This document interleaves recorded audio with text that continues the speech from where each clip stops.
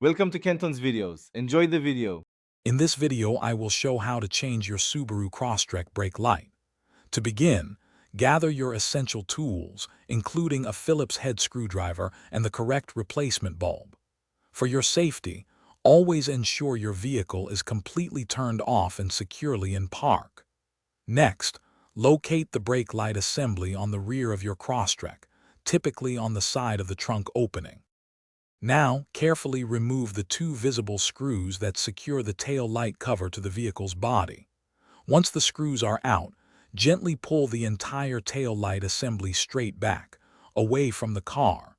Be careful not to force it. Finally, twist the specific bulb socket for the brake light counterclockwise to release it from the assembly. With the socket in hand, carefully pull the old, burnt-out bulb straight out. It might require a slight wiggle.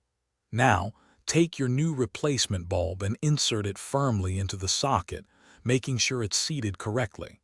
Before putting everything back, have someone press the brake pedal to confirm the new light illuminates. To reassemble, twist the bulb socket clockwise back into the tail light assembly until it locks.